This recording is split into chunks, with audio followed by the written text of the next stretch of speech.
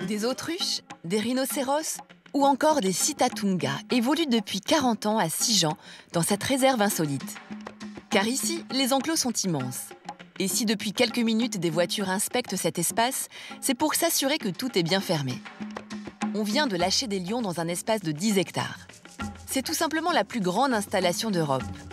Cette savane reconstituée permet à ces fauves de s'émanciper. Dans ce parc, le public est invité à traverser ces enclos en voiture.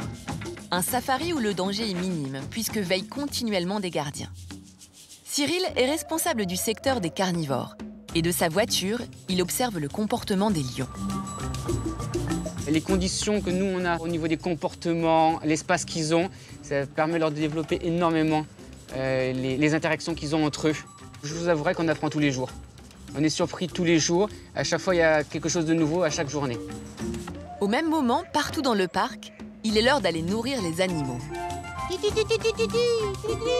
Chaque soigneur a un animal attitré. C'est un repère rassurant pour les animaux. C'est aussi pour le soigneur un moment privilégié qui lui permet de se rendre compte si ces animaux répondent tous présents et s'ils sont tous en bonne santé. Ah, et voilà. Allez, la compagnie. Allez, les enfants. Allez. Mais aujourd'hui, il fait à peine 5 degrés à Sijan. Et pour ces animaux supposés vivre en Afrique, les soigneurs doivent parfois adapter l'alimentation selon les saisons.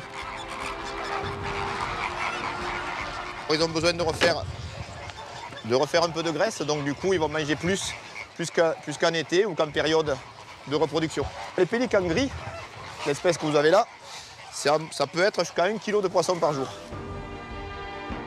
S'occuper d'une réserve africaine implique pour les soigneurs la gestion de plusieurs contraintes.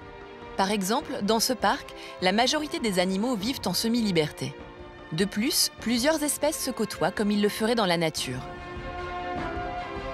Alors, pour s'assurer que tout le monde puisse manger à sa faim, ils ont développé une technique particulière.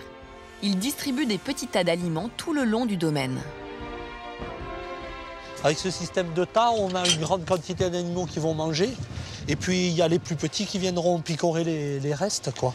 Parce que sinon, ça serait les plus forts qui mangeraient le plus. La semi-liberté pour ces animaux, c'est aussi la source de belles réussites. En novembre dernier sont nés 3 lycaons, des canidés sauvages. Cette espèce protégée est très difficile à reproduire. Pour les aider, la famille a été mise dans un enclos en sécurité.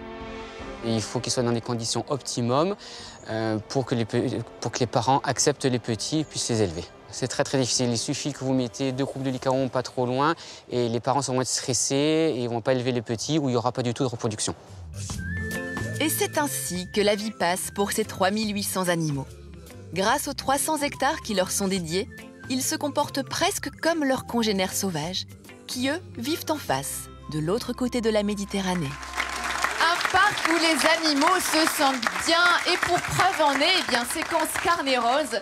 Il y a un rhinocéros blanc qui est né en octobre dernier. C'est assez rare pour être souligné. Elle s'appelle Lima. Alors, je n'ai qu'une photo, je n'ai pas d'image vidéo, car en fait, il faut respecter la tranquillité de la mère et de son petit.